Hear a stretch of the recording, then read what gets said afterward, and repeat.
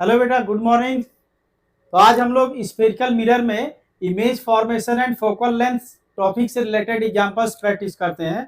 तो first example है, यहाँ एक कॉन्वेक्स मिरर है। इसके फ्रंट पर प्रिंसिपल एक्सिस के पैरेलल और वेरी क्लोज एक इनफाइनाइट लेंथ का वायर रखा गया है। तो इसकी क्या होगी, इमेज कौन सी हो सकती है? तो देखिए,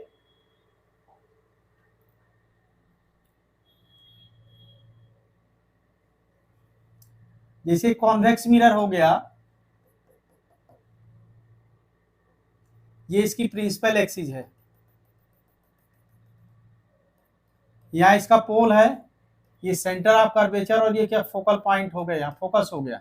अब अगर एक ऑब्जेक्ट को हम लोग जानते हैं रे ज्योमेट्री में, एक ऑब्जेक्ट को इन्फिनिटी में रखें, इधर मिरर के फ्रंट में इनफाइनाइट में रखते हैं, तो इसका इमेज कहां पर मिलेगा? इस फोकस पॉइंट पर मिलेगा। यहाँ पर पॉइंट साइज का इमेज बनेगा। अगर एक यहाँ पर कुछ फाइनाइट डिस्टेंस पर ऑब्जेक्ट को रख ले हम, तो इसका एक वर्चुअल और इरेक्ट इमेज जो स्मॉलर देन ऑब्जेक्ट है यहाँ कहीं मिलेगा। अगर हम इस ऑब्जेक्ट को थोड़ा और आगे शिफ्ट करें मिरर की तरफ, इस तरह, तो थोड़ा सा क्या होगा, इमेज और शिफ्ट होगा इधर, और इस तरह से ये यहाँ थोड़ा उससे बड़ा इमेज मिला, इरेक्ट ही वर्चुअल जो क्या इसकी तरफ पी की तरफ क्लोज हो रहा है। और थोड़ा ऑब्जेक्ट को तुम मिरर के नियर करो, तो यहाँ पर जैसे रखा, तो इसका इमेज कहाँ मिलेगा? यहाँ पर हो जाएगा। तो अगर मैं इनके हेड को ऐसे इस तरह कंटिन्यू शिफ्ट करता जा रहा हूँ, तो हेड को केवल ऑब्जेक्ट समझे, तो इस तरह से यहाँ ड्रॉ करते हैं ऑब्जेक्ट को, ये है ना, यहाँ हेड इसी लाइन के लाइन चलेगा, तो हेड का इमेज हेड हेड पर बनेगा यहाँ, जैसे यहाँ हेड हो गया, यहाँ हेड हो गया, और इमेज कैसा वर्चुअल है। तो ये पूरे इनफाइनाइट लेंथ के वायर का जो इमेज बनेगा कुछ इस तरह का हो जाएगा, ये वर्चुअल इमेज ऐसा बनेगा। इस पॉइंट ऑफ इंसिडेंट जैसे मान लो ए पॉइंट है, तो यहाँ से और एफ को ज्वाइन करने वाली एक लाइन बनेगी। ठीक है, तो बहुत सिंपल था ये। यहाँ पर ये ऑप्शन होगा फर्स्ट नंबर करेक्ट ऑप्शन हुआ। अब सेकेंड एग्जाम्पल देखिए, तो ये कॉनकेव मिरर है, इसके सेंटर ऑफ कर्वेचर में एक ऑब्जेक्ट ए बी है, और इसकी रेडियस का टाइम के साथ यहाँ इंक्रीज हो रही है। ठीक है, तो इसके सामने फ्रंट पर एक ऑब्जर्वर है, वो इमेज को किस तरह से देखेगा? ठीक है, तो देखिए,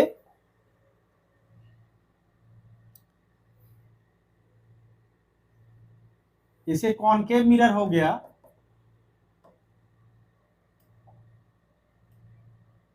और इसकी प्रिंसिपल एक्सिस पर यहां पर एक ऑब्जेक्ट है सी पर, तो इसका इमेज कहां मिलेगा? सी पर ही मिलेगा, रियल इमेज यहां पर सी पर मिलेगा, रियल होगा, इन्वर्टेड होगा। ठीक, अब अगर ऑब्जेक्ट को मैं यहां शिफ्ट करूं मिरर की तरफ, यहां रख दूं, तो इसका इमेज बियॉन्ड सी होगा, रियल होगा एंड इन्वर्टेड होगा, साइज में बड़ा होगा। ठीक है, ये इधर की ओर शिफ्ट हो रहा, और आगे अगर एफ की ओर ले जाओगे तो इमेज क्या होगा? और शिफ्ट होगा, तो माइनस इन्फिनिटी की ओर इमेज क्या शिफ्ट हो रहा है, इस तरह से। एफ पर जब ऑब्जेक्ट पहुंचेगा तो इमेज, रियल इमेज कहां पहुंच जाएगा? माइनस इन्फिनिटी में, इनफाइनाइट साइज का हो गया, और यहाँ पीछे एक वर्चुअल इमेज भी प्लस इन्फिनिटी में बिहाइंड ऑफ मिरर यहाँ पर मिलेगा। ठीक है, अब उसके बाद अगर ऑब्जेक्ट को मैं और क्लोज करूं, मिरर की तरफ करूं यहाँ पर, तो यहाँ क्या होगा कि इसका वर्चुअल इमेज आपको मिलेगा, साइज में बड़ा होगा, इरेक्ट होगा यहाँ पे।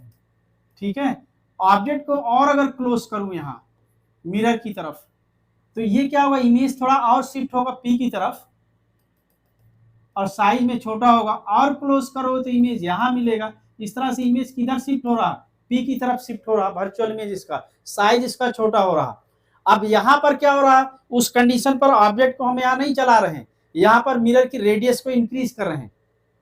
इस क्वेश्चन में क्या है कि रेडियस को इंक्रीज करें, ऑब्जेक्ट तो यहीं पर फिक्स है। अगर मैं रेडियस इंक्रीज करूंगा यहाँ पर, तो सी कहाँ पहुंच जाएगा? यहाँ कहीं। तो ऑलरेडी क्या होगा, ये जो ऑब्जेक्ट है यहाँ पर जो फिक्स है, वो सी और एफ के बीच होगा, एफ भी थोड़ा शिफ्ट होगा, तो सी और एफ के बीच पहुंचेगा।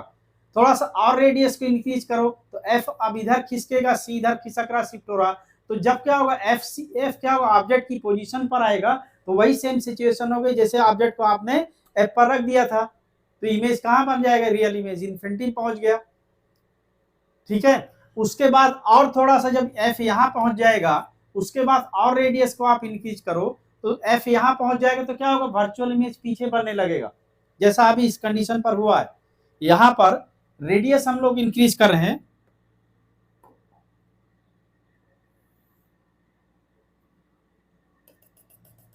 यहाँ जैसे ये P हो गया, F है और ये C है। अभी ऑब्जेक्ट जैसे यहाँ पर है, जब इसकी थोड़ी रेडियस इंक्रीज होगी तो C यहाँ पहुंच गया, ठीक है, यहाँ खत्म हो गया, F यहाँ आ गया, तो ऑब्जेक्ट कहाँ आ गया, बिटवीन C एंड F, तो इमेज कहाँ बनेगा, यहाँ पीछे बनेगा, ठीक है। तो पहले तो no doubt image virtual real होगा, साइज इंक्रीज होगा, इन्फिनिटी की ओर जाएगा, और जब ये F पॉइंट कहाँ पहुंच जाएगा, ये इसी ऑब्जेक्ट की पोजीशन पर पहुंच जाएगा, तो इमेज कहाँ होगा, रियल इमेज इधर इन्फिनिटी में, और उधर वर्चुअल इमेज क्या होगा, बिहाइंड ऑफ मिरर क्या होगा, प्लस इन्फिनिटी मिलेगा यहाँ पर।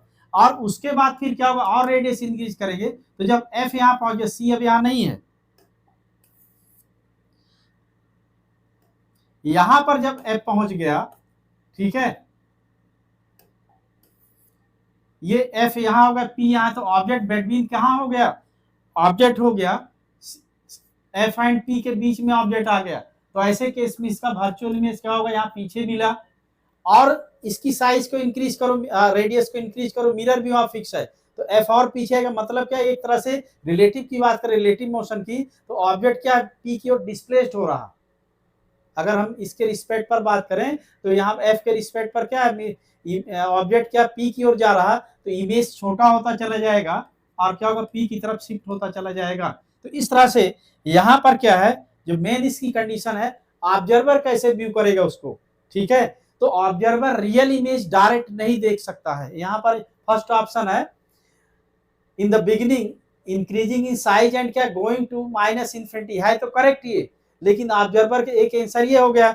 और देख लो ये फोर्थ नंबर है, आफ्टर सम टाइम, ठीक है, जैसे यहाँ पर क्या है, ये है सही है, लेकिन क्वेश्चन के अकॉर्डिंग देखोगे, फिर in the beginning decreasing in size गलत हो गया, यहीं पर साइज डिक्रीज दिख दिया, स्टार्ट में नहीं है, after some time, after some time increase in size, ये गलत है, आफ्टर सम टाइम क्या है, जब वर्चुअल इमेज बना उसके बाद क्या होगा, उसका साइज डिक्रीज हो रहा था, ठीक है। यहाँ पर फोर्थ ऑप्शन है, after some times decreasing in size and going towards P है, ठीक है, लास्ट में जो वर्चुअल इमेज मिला।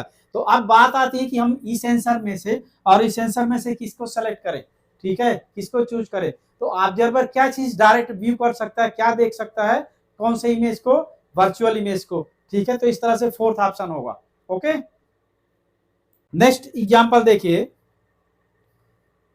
यहाँ एक कॉनकेव मिरर है और इसके पीछे यहाँ पर बिहाइंड एक रियल इमेज बनाया गया है, जो इस ऑब्जेक्ट के लिए क्या, इस मिरर के लिए वर्चुअल ऑब्जेक्ट का काम करेगा।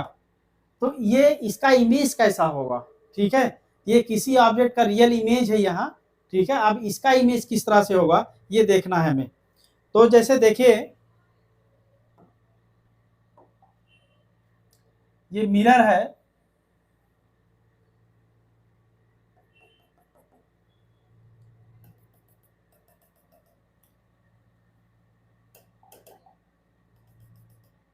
और इसके पीछे यहाँ पर किसी ऑब्जेक्ट का रियल इमेज है यहाँ बना हुआ है, जो मिरर इस कॉनकेव मिरर के लिए वर्चुअल ऑब्जेक्ट है, ए बी जैसे है। तो इसके लिए अगर रे डायग्राम एक ड्रॉ करें कुछ इस तरह से स्टैंडर्ड फॉर्म में, तो एक लाइट रे ले रहे हैं जो सीधे ए की तरफ जा रही है, यहाँ पी से पास हो, इस तरह से यहाँ जाती है। दूसरी ले रहे हैं जो इसके पैरेलल जा रही प्रिंसिपल एक्सिस के, और यहाँ ए पर पहुंचती। तो ये लाइट रे क्या होगी, आफ्टर रिफ्लेक्शन यहाँ पर प्रिंसिपल एक्सिस से सेम एंगल बनाते हुए क्या होगी, रिफ्लेक्ट होगी, ऐसी कही जाएगी। एंड ये जो parallel to principal axis incident हुई है, आफ्टर रिफ्लेक्शन कहाँ से पास होगी, इसके फोकल पॉइंट से यहाँ से जाएगी। तो आफ्टर रिफ्लेक्शन दोनों लाइट रे कहाँ पर इंटरसेक्ट करें, बिटवीन क्या P एंड F इंटरसेक्ट करें, तो ए पॉइंट का इमेज यहाँ पर मिलेगा, ऐसे इसके नीचे वाले पॉइंट की इमेज, तो यहाँ पर क्या होगा, रियली इंटरसेक्ट करें तो एक रियल इमेज मिलेगा जो इरेक्ट है, ठीक है, इस साइज में छोटा है और कहाँ बिटवीन P एंड F है, तो यहाँ पर होगा रियल, ये है रियल एंड क्या इन्वर्टेड, गलत होगा, रियल एंड इरेक्ट, तो यही आंसर करेक्ट हुआ, ठीक है, real and erect. Next example देखिए, ये कॉन्वेक्स मिरर है, ठीक है, जिसकी फोकल लेंथ क्या है, एफ है, ठीक है, यहाँ पर फोकल लेंथ गिवन है एफ।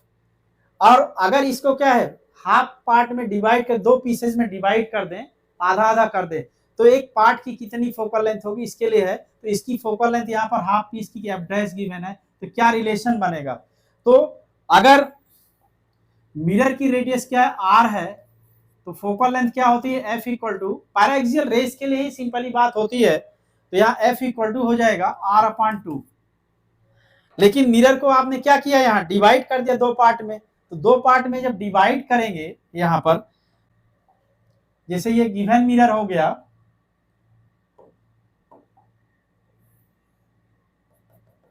इसका सेंटर मान लीजिए यहां पर है, तो इसकी रेडियस आर हो गई, ठीक है, जिसके लिए फोकल लेंथ के r/2 हो गई। अब अगर इसको मैं आधे पीस में डिवाइड, आधा ले लूं, आधा हटा दे रहा हूं, हाफ पीस लेंगे, तो क्या रेडियस ऑफ कर्वेचर में कोई फर्क पड़ेगा, ये इसकी प्रिंसिपल एक्सिस थी पहले वाली, इस सेंटर तो यही रहेगा इस पार्ट का, तो इसकी रेडियस क्या होगी, अनचेंज रहेगी, तो R dash equal to R ही है, तो एफ डैश जो फोकल लेंथ होगी इसकी आर डैश बाई 2 यानी r/2, तो क्या होगा, f के इक्वल ही रहेगा। तो इस तरह से मिरर को पीसेस में डिवाइड करने से रेडियस ऑफ कर्वेचर चेंज नहीं होती और focal length only radius of curvature पर डिपेंड है, तो इस तरह से फोकल लेंथ भी चेंज नहीं हुई, चाहे उसको आप 3 पीसेस में करो, चाहे 10 में करो, चाहे आप जितने भी पीस कर लो, एवरी पार्ट की क्या होगी, एवरी पीस की रेडियस क्या होगी, r ही रहेगी, तो फोकल लेंथ क्या होगी, f रहेगी। नेक्स्ट एग्जांपल देखते हैं कि कॉनकेव मिरर हो गया, इसके प्रिंसिपल एक्सिस के पैरेलल r/2 डिस्टेंस पर एक लाइट रे इंसिडेंट हो रही, तो मार्जिनल रे है, ठीक है, और यहाँ क्या की मैंने, focal length of the mirror for the paraxial ray is F, then focal length F dash for the ray shown in the figure. इस रे के लिए हमें फोकल लेंथ करना है, मतलब आफ्टर रिफ्लेक्शन ये लाइट रे जिस पॉइंट पर प्रिंसिपल एक्सिस को इंटरसेक्ट करे उसकी पी से डिस्टेंस, ठीक है। तो चलिए देखिए,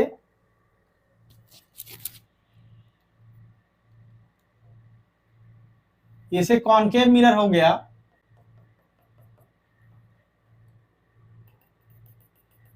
इसकी प्रिंसिपल एक्सिस है, यहाँ एफ है, यहाँ मान लीजिए सी है, और पॉइंट पी होगा, इसका पोल हो गया। अब ये लाइट रे सेंटर ऑफ कर्वेचर से आर डिस्टेंस पर इंसिडेंट, मतलब यहां से अगर मैं लाइट रे पर परपेंडिकुलर ड्रॉ करूं, तो ये वाली डिस्टेंस क्या r/2 है, जो यहाँ की शॉर्टेस्ट डिस्टेंस है, ठीक है। अब इस पॉइंट ऑफ इंसिडेंट सपोज करो ए है, इसको अगर मैं इस सी से ज्वाइन करूं, तो यहाँ क्या होगा, ये normal at the point of incident होगा, तो ये एंगल ऑफ इंसिडेंट हो गया, तो यहाँ से जिस एंगल पर जैसे लाइट रे इंसिडेंट हो रही, ठीक उतने एंगल पर क्या होगी, ये रिफ्लेक्ट भी होगी। तो इस तरह से आफ्टर रिफ्लेक्शन लाइट रे यहाँ से मान लो जा रही, अब ये एफ पॉइंट इसके इस साइड में है, इधर है, बाद में अभी पता चलेगा।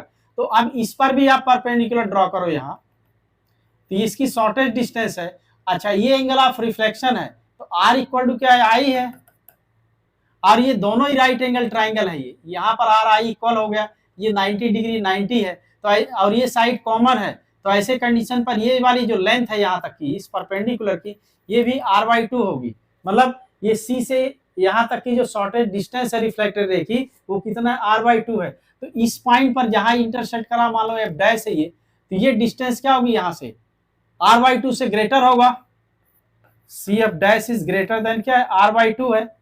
अच्छा, अब और ये वाली डिस्टेंस क्या है, सी से एफ तक, ये r/2 है, मतलब एफ इधर है, एफ डैश क्या होगा, एफ और पी के बीच में आ गया, ये एफ डैश कहाँ होगा, ये एफ पहले वाला जो यहाँ पैराक्सियल रेस के लिए फोकल पॉइंट है, उसके और पोल के बीच में है। इसका मतलब क्या हुआ कि पी से एफ डैश की जो डिस्टेंस पी एफ डैश है वो लेस देन r/2 है।